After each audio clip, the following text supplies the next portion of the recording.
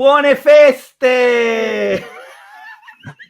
Non potevamo certo non fare gli scemi.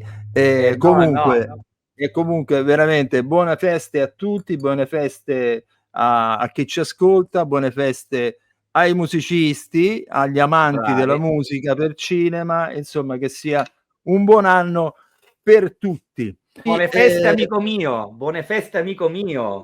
E anche a te in quel di Milan che immagino farà un tempo non come qui. No, ma qui c'è il sole e c'è un caldo hawaiano, direi. Hai tirato fuori l'ombrellone? Certo. Non a caso, in questo magazine, parlando di Hawaii, parlo io. È vero, è vero. Vedi com'è?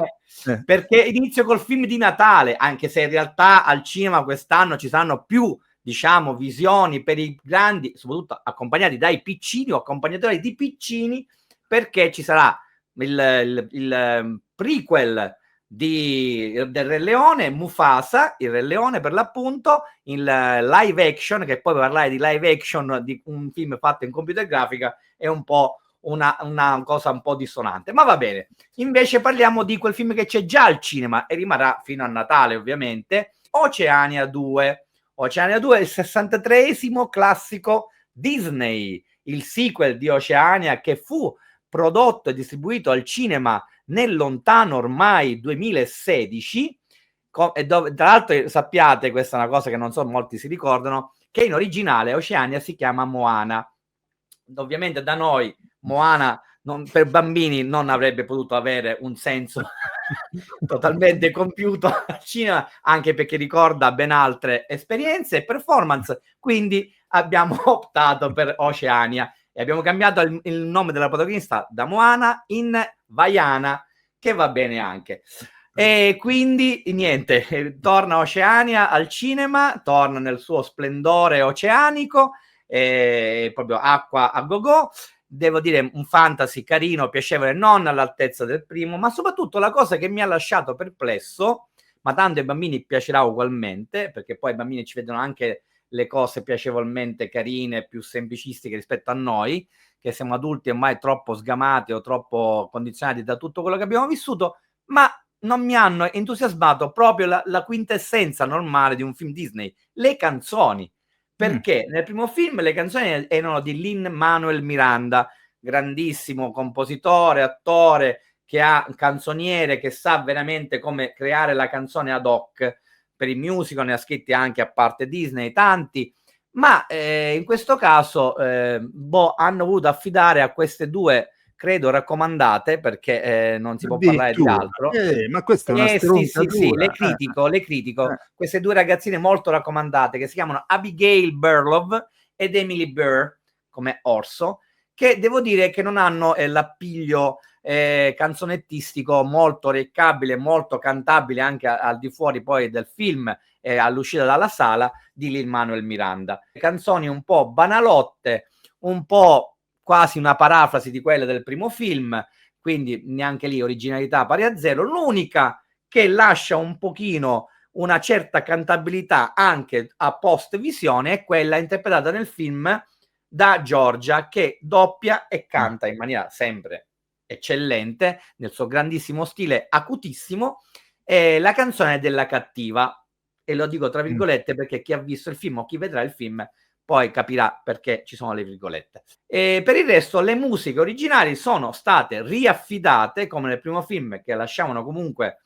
presagire una gran colonna sonora da un punto di vista etnico-sinfonico, a Mark Mancina, compositore di cui sono riuscito ad avere un'intervista che andrà su Colonne Sonore, dove parliamo proprio di Oceania, sia del primo che del secondo. Mark Mancina, per chi non se lo ricordasse, insieme a, spero di pronunciarlo bene, Opetaia Foja, che è un compositore samoano, perché ricordate che il film è ambientato, anche se non viene detto, nelle isole samoane, ed è prodotto da quello che poi fa anche il dio in questo film, il dio buono, da Dwayne Johnson, Dwayne The Rock Johnson. Vi ricordate Dwayne Johnson, bello mancionissimo, e che è samoano di origine, quindi se la canta e se la suona.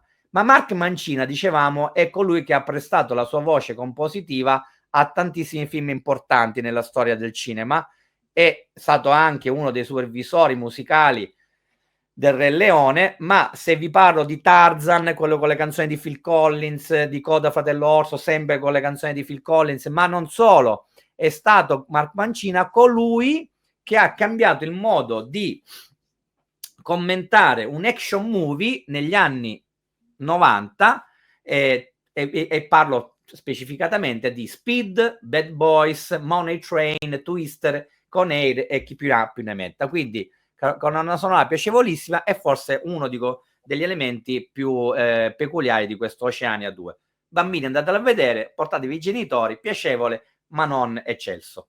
Quindi lascio a te la parola. Che cos'hai, un docufilm? Sì, un docu concerto, di docu c'è, in fondo c'è poco, insomma, però il concetto è che, come tu hai parlato di un film dedicato ai bambini, soprattutto perché è un film Disney, io invece parlo di un film, visto e considerato il mio aspetto, dedicato agli anziani in qualche modo, perché non solo, cioè a Natale non solo ovviamente c'è Disney e i film d'animazione, ma ci sono anche dei film di diversa natura. In questo caso sto parlando del film di Francesco Guccini, sul concerto storico di Francesco Guccini, avvenuto il 21 giugno 1984 a Bologna, con ben 160.000 fan accorsi da tutta Italia, e il film si intitola appunto Francesco Guccini fra la via Emilia e il West, che in qualche modo ricorda anche il titolo di un suo disco altrettanto famoso. Un concerto storico per 1000 ragioni, ma anche e soprattutto perché insieme a Guccini si esibirono sul palco una serie di suoi amici, tra cui Lucio Dalla, che giocava in casa nella sua piazza, appunto, Paolo Conte, i Nomadi con Augusto D'Olio, Pierangelo Bertoli, Andy J. Forrest, l'Equipe 84 in un momento in cui non c'era Vandelli, un gruppo fantastico di musica, diciamo così, folk, legata alla musica tradizionale degli Appennini, i Viulan, e Deborah Copperman, chitarrista e cantante assolutamente fantastica, amica di Guccini, anzi si dice che era l'insegnante in qualche modo di Guccini di chitarra. Al di là del valore storico di questo concerto, si sta parlando, ripeto, del 1984, quindi venivamo, diciamo così, avevamo girato la pagina, voltato la pagina di quelli che erano gli anni di piombo, si cominciava a ripopolare le piazze con il pubblico dei mega concerti. Ricordo che fino a tutti gli anni 70 l'unico mega concerto che ci fu quello di Patti Smith a Firenze, e fu piuttosto, io c'ero, fu piuttosto drammatico, voglio dire, quello che accadeva. La cosa bella da vedere, che io lo consiglio a tutti quanti da questo punto di vista, io sono andato a vedere questo film di malavoglia, come si suol dire, perché non è Guccini proprio tra i cantautori quello che preferisco, e in generale tutti i musicisti raramente amano Guccini perché diciamo così, dal punto di vista musicale non stiamo parlando di chissà che compositore, però ha una capacità di intrattenimento, i suoi testi, i suoi racconti sono tutti fenomenali. In più ha un gruppo di musicisti che lavorano a stretto contatto con lui. All'epoca pensa c'era Vince Tempera alle tastiere, assolutamente di altissimo livello. Ma al di là di quello, si parla dell'84, quindi siamo nel 2024, 40 anni dopo, percepisci lo stacco netto che c'è rispetto al musicista attuale, senza fare la critica che può fare il babbione come me, ma i musicisti si preoccupavano molto poco del vestito che indossavano per andare a suonare su un concerto, del tipo di look. Era, ti voglio dire, Guccini sta su una sedia, seduto su una sedia durante tutto il concerto, una sediaccia poi, così, non si alza mai, di fronte a lui un fiasco di vino che beve ogni tanto per carburare l'esibizione. I musicisti che entrano in scena Pierangelo Bertoli, cantautore che lo sappiamo tutti, si esibiva sulla sedia a rotelle, viveva sulla sedia a rotelle.